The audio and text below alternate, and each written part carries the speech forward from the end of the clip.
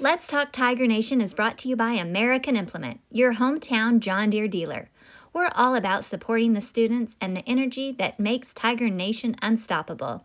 American Implement and John Deere, making a difference and cheering on Tiger Nation every step of the way. And now on Let's Talk Tiger Nation.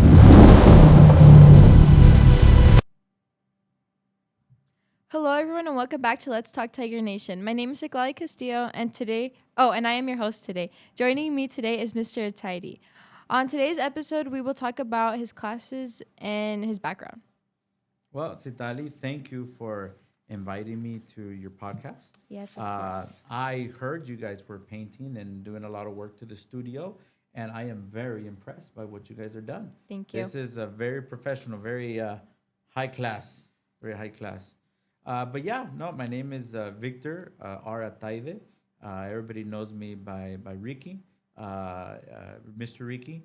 And so I am originally born here in Ulysses. So I was born in Ulysses in an undisclosed year. It was in the 80s. And then I started kindergarten and I went all the way until high school here. So I graduated. I'm the class of '04. And I so I'm a Ulysses born and bred, and then I took every shop class in the high school. So I took every carpentry class. We helped build a house one time. The welding classes and the auto class. I rebuilt an engine for my '62 Impala here at the high school, and so it was the shop classes was a big part of my high school experience. After high school, I went to Pratt Community College, and so I did automotive technology. I stayed for 2 years. I got my general eds, just in case I wanted to do a bachelor's degree. And then when the 2 years were over, I decided to get my bachelor's degree, and I wasn't behind. And so I did another 2 years there in Pratt, actually, as a satellite program. I got my Fort Hays degree in technology management. And then after I was done in '08, I came back home and I started working for the school district. I started off as a para and I was working for this charter school, UCLA. It was the alternative setting school, still part of USD 214, but it was a separate one. And so I had a wonderful 3 or 4 years with that program. I was a vocational coordinator with them and a para, and so I helped kids go through on the job trainings and job shadows, and then eventually the school had to shut down, and I ended up working for the migrant program, the school with the school district here at the high school, and so and with the migrant program, I started working with Ms. Gray and her ELL program. And so I was a para for many years, and then helping those kids graduate whatever they needed, doing college trips. And so I've been working with high school kids ever since. And then there was a period of time where one of our old teachers retired, and there was a chance. There's such a need for teachers right now that there was a transition to teach program that Fort Hays offered. And if you had a bachelor's degree, which I did have, you could then transition to teach. And so I was offered a job as an auto teacher. I would have to take 2 classes per semester for 2 years. And then after I was done, take the praxis test and get my state license. And so it was a hard 2 years to be working and going to college at the same time, but I was able to get my license. And so, and then I've been teaching at the high school for automotive for 6 or 7 years now.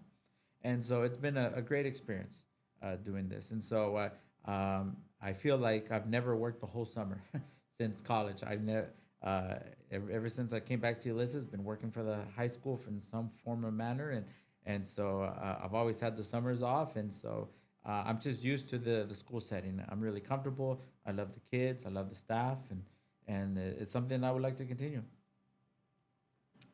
Okay, so I'm going to ask my first question. My first question would be, what classes do you teach? Okay, so right now, I teach auto, but before you get into auto, you have to start off with small engines. Small engines used to be a year class, but now it's a semester class. But the goal of small engines is to learn about internal combustion engines, learning hand tools, learning shop safety, and that will get you prepared. So when you go to the next step, which is General Service 1. General Service 1 is your auto class, and we teach it in a very structured way. So we learn about charging systems, battery systems, brakes, suspension, wheel bearings, and then we have General Service 2, which is you apply that knowledge that you did in General Service 1, and now we do real repairs, real projects. And we're very fortunate none of my cars work great. And so a lot of my cars need repairs, and so we're always doing something. So like this semester, we replaced a arm in my Ford Escape. We did a wheel bearing that gave us a lot of trouble.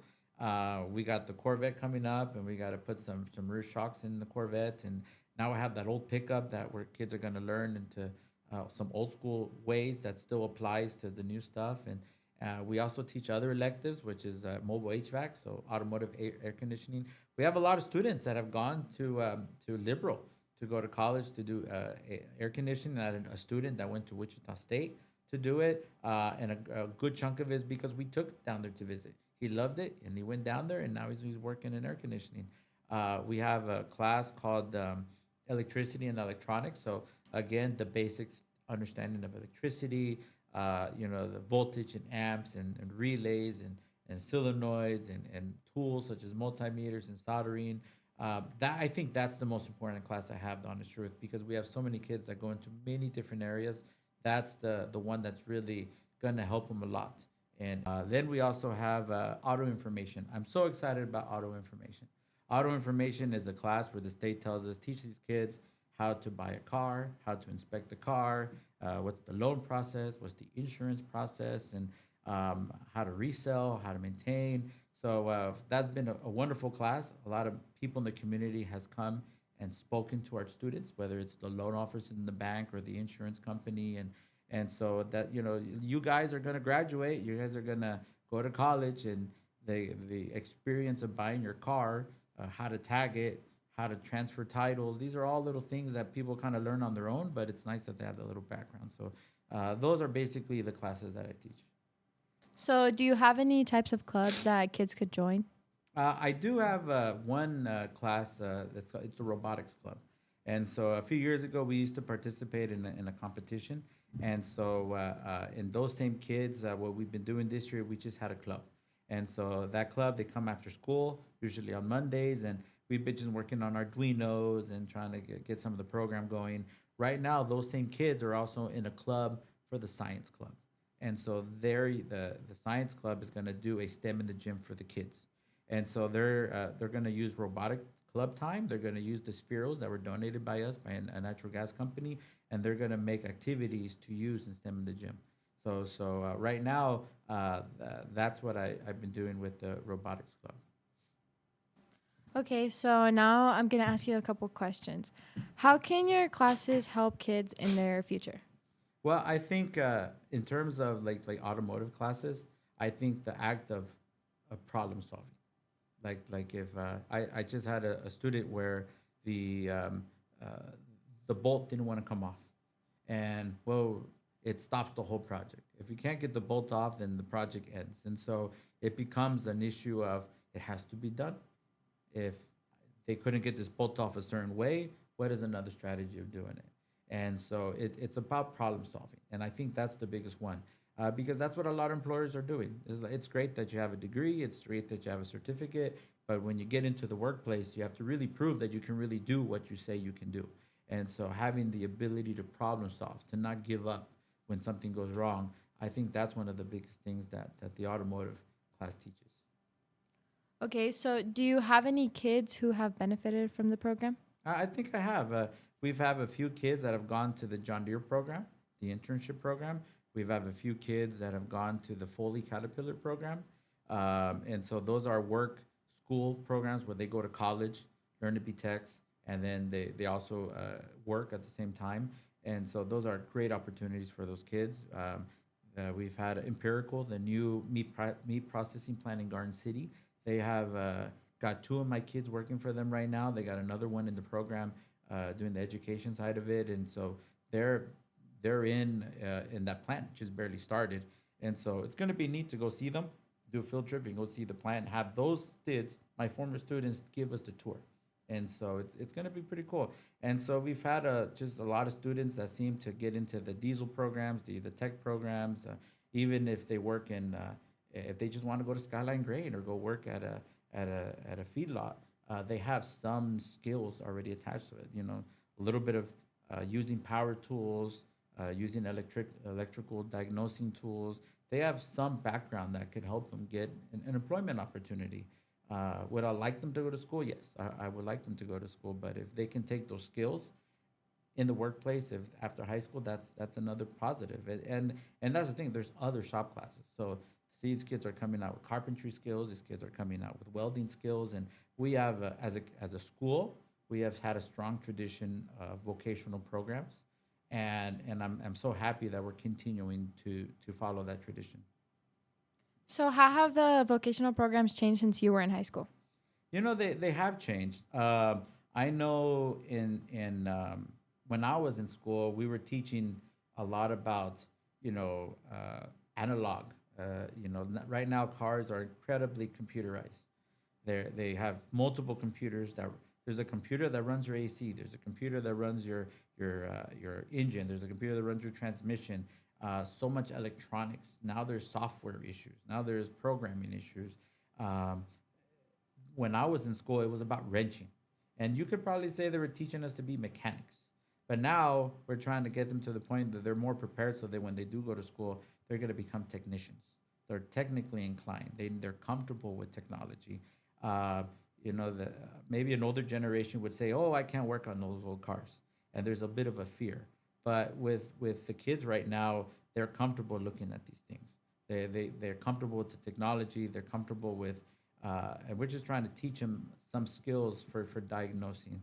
Um, but back then, you also remember when I was in high school, we had hours that were longer than 50 minutes. I think it was called block scheduling. So back then, you could work on a car and have plenty of time to work on it. Right now, it's just the nature of the circumstances. 50 minutes, on a good day, you may only get 40 minutes of work. And on a bad day, maybe 30 minutes of work. And so it's we have to be really careful with time management about what projects we want to take on. But back then, we had plenty of time to do things. But again, it's just um, it's not right or wrong, but it's just the way it is, I guess. But back then, um, there was not a there was support for the programs, but now there's much more. The state of Kansas with the CTE programs is investing so much in the schools. They want kids to come out of school with skills, employability skills. And so, NCCR is another organization that comes and helps us out, and they are trying to develop, try to encourage companies to come and build stuff in Ulysses. I mean, not Ulysses, but in the state of Kansas. And so they need, there's no point of building a multi-billion-dollar building if you don't have the people living in the area to actually maintain it, to build it. And so those are the skills that hopefully they start off here at the high school and they continue in college. Okay. So, what types of kids do you have in your classes? Okay, well, it's a lot of the kids that I have tend to be the kids who may struggle in the traditional classroom sense. I mean, they're getting their grades and they're passing, but they might not show a strong interest in Romeo and Juliet, but they get excited about coming to the shop. But we also have kids that are 4.0 students that grew up with parents that worked with them on cars, and so they want to participate. They want to have some of those skills, and to go to. I mean, I had students that have gone to college that have told me, "Hey, Mr. Ricky, the other day I went and I changed a tire for somebody, a wheel, spare tire for somebody in the parking lot. They didn't know how to do it, so I helped them out." And so I have kids like that, and so a lot. I've appreciated sports a lot more now. Now I have students that are wrestlers. I have students that are basketball players, and so I'm starting to experience their experiences. They're like, "Oh, look, come and see me at the basketball game, or come and see me over here at the baseball game." And did you see me do that shot? Did you? And so I'm starting to um, appreciate more of the effort and time that you guys are putting into these extracurricular activities, um, because they're in my classroom. They're in my classroom. We're building relationships, and so uh, and then we also have we're starting to have more girls come into the shop, and I get a kick when the girls come in because the girls they're really good on theory. They're really good at diagnosing, And then when you start asking them questions about like, oh, well, did you tell your parents about what you're doing? They're like, oh yeah, I told my dad. And all of a sudden their parents are really happy that they're taking a class like this. They're like, oh, well, go in that class so when you go to college you know how to change a spare tire. These are all skills that even girls can benefit from. So I hope to have more female students in the class, and so they can participate more. Do a lot of females not take your class? I tend to always have a pair. I would like to have more students, but it's such a tough thing. With the high school, we have electives, and everybody has different circumstances. Everybody, some people are on track to graduate. Some people may not be on track to graduate. Maybe somebody has to take a math class instead of taking an auto class. So everybody has different circumstances, different factors why they may not be able to take my class. But I really hope they do it. And the auto information, that is one important class that I think all female students, girl students, could take, because that's talking about how to deal with maintaining their car. We're not talking about repair. We're talking about checking the air on your tires, checking the oil on your tires, doing the spare tire change, issues with insurance and the ownership of a car. And so that would be an excellent class for a lot of the girls to take. And if they want to be in the shop, they can start off in small engines, and then from there they can grow. Okay, so what motivates you to keep teaching? That's a good question, because I'm really excited about the fact that there's something different every day. I'm excited that the fact that there could be a problem that we didn't solve that day, but I know it has to be solved the next day. Or I'm excited to see somebody who, we have students with different levels of prior knowledge. Some, they're probably better mechanics than me, the honest truth. But some of them are just learning from scratch. And so it's nice seeing somebody progress year by year, where they have a skill. And then when it's time for resume day, right, interview day for seniors, now they're trying to fill out their resumes, and all of a sudden our CTE students can easily fill out a resume. They can fill out that they knew how to use precision measurement skills, or they knew how to use diagnostic automotive skills, or basic hand tools, or carpentry skills, or welding skills, and or even the other CTE classes, computer apps. I know how to use Microsoft Word. I know how to use Microsoft Excel. It's really, interview day so cool for me, because all of a sudden I'm helping some of these kids fill out their resumes, and they're surprised by how much they can fill it out. All because of these classes, I've been able to provide them opportunities. So I get a joy seeing kids grow. And then not only that, see them after they graduate, to see that, hey, like, oh, look, they have a family and they have a house, and they're 23 years old, and they got a really good job because they went to school, and they started the whole life already at age 23 or 22. And so in seeing who knows if that would have happened if there was no auto program, if there was no welding program. And we're fortunate. We're fortunate that a lot of the schools are still keeping their CTE programs, but there's very few high school auto programs. And so that's another thing. I just want to keep that tradition going, because I remember when I was in high school, I was I had good grades, but I wasn't really enthusiastic about a lot of stuff. And so for me, it was the shop. So I had Mr. Phillips, I had Mr. Eslick, and I had carpentry teachers, and I spent most of my time in the shop classes. And so I was just looking at some yearbooks today, and I found some pictures of me, and I was like, oh wow, I looked the same. And so it's interesting, because if I didn't have that, I don't know where I would be. Maybe I would be working at a gas station or something, or maybe I would be going to school for something different. But the fact that I had that opportunity here, that's the whole point in having electives. And so there is a sense of responsibility. Like these kids are coming to see me, and I want to make sure that they get the best experience. So, do you think it's important for kids to take your classes, like the types of classes you teach? And if you do, why? I think it is important, because let's say we have students that will probably never become mechanics or never become electricians, but I think problem solving is the biggest issue.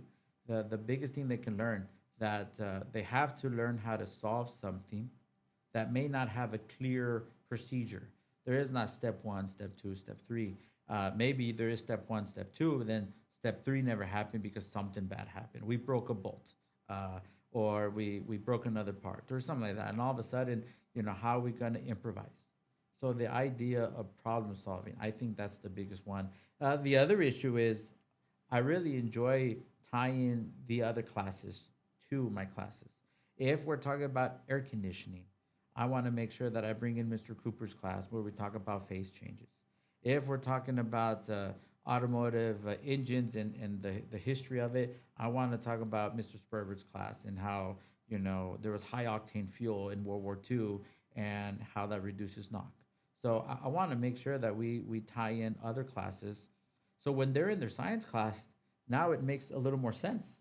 Now it's like, oh, okay, that's a phase change of a liquid to a gas. All that happens in an AC unit, or all of a sudden they're talking about electricity and electrons, and they're like, okay, well that's what I did with when we were testing a battery, and when we're so there's I think it's a good opportunity to tie in their other classes. In a sense, it might help them with their other classes, or it might help me because they're coming in with prior knowledge. I love the fact that they're coming in with physics knowledge and knowledge about electricity and physics and history because it all ties in. Okay, so my final question for you is, what are your future goals for the program and where do you see it in 5 years? Okay. I really would like to get to the point where kids can leave the high school with certificates. So, and that's been the goal for the whole school. And so I would like, there is two ASC certifications that are available for kids under 18. I went to a training a few months ago where I learned that Train Air Conditioning offers micro certificates. We do offer double credit classes for Seward. And so even though they might not be able to get enough credits to get the whole degree, they could at least get a chunk of credits so they can continue on to college. And even if they don't do auto, they at least have the electives. And so getting the kids have to leave the high school with a piece of paper that says they can do something. That is a goal. And so I will continue to figure out a way to do it. And hopefully in the future, I can work with the principals and we can get something going so the kids can have some sort of documentation that says that they can do something. Why? Because it makes them more employable. And we're already doing that in some of the other shop classes. They're getting OSHA 10, so all of a sudden that makes them a little more employable at employers. And of course, they're getting double credits with me with Seward, and so that's the goal. Get some real legit certifications that can make these kids more attractive to employers. That's one. The other one is just a constant change of modernization. Again, cars are becoming so complicated. This year, the school district, and I'd like to thank them because they gave us a bidirectional scan tool. So a really fancy computer scan tool that works on modern computers that can talk to them, go back and forth, look at all the different modules, and that just modernizes the kids' experience. And then obviously try to get that fusion between the traditional classroom and the shop environments. And so my goals is to eventually get the shop where you have a classroom and a shop together, and so try to use the space better, come up with better organization, shelves and things like that. But try to get where the I don't have to walk across the hallway just to go to my shop to show a kid something. If we can just be there right then and there, and I think that fusion. Um, uh, is what a lot of schools are doing now when they build new schools. It's a shop and a CTE environment and a traditional environment together, and so that's one of the goals too. And then also trying to build relationships, trying to find. I always want to find the kids' employers. Right now, I was making a list of how many employers actually come to Ulysses to talk to our kids, and I have about 10 now. And these are all employers that offer either full scholarships or work scholarships, or they offer trainings where they could reimburse you. They're coming here, and they're coming here because they think Ulysses offers kids with skills. And so I want to make sure that we can continue offering that, and I want to make sure that we can still get more employers to come visit us. And so, we just did a trip to Liberal, and I got to have talk to many different employers, and that was and I hope to take advantage of it. Maybe bring Freightliner to Ulysses. Maybe bring New Holland to come to visit Ulysses. uh, bring the other colleges too. There's so many other colleges that are local, but there's other colleges that are a little further away. So I have goals such as going to McPherson College to go check out their classic car restoration program. I was trying to. I'm gonna right now. I'm in the process of trying to get the Cosmosphere. They have a separate Cosmosphere where they do a lot of restorations, and so I want to go visit them. We have our local aviation, North Star Aviation, where they repair a lot of crop dusters, and they're looking for help. They're looking for people to come to Ulysses and to help, and that's another form of technical that is. We have kids that could be interested in it if they only knew, and they came to visit it this year. And so again, my goal is just to make sure that I connect them with as many employers as possible. Take them to the colleges so they know what are the different programs that they can go visit, and then try to improve the teaching experience. And again, through fusing the shop in the traditional environment, and just making it more modern. And so that's a lot of my goals. And you never know, maybe we'll get a new school one day and we'll have a new shop. That would be maybe better. Okay, well, thank you, Mr. Atayde, for coming and talking about your classes and your journey at the high school. This wraps up today's video on Let's Talk Tiger Nation. It's a great day to be a tiger. Bye. Bye.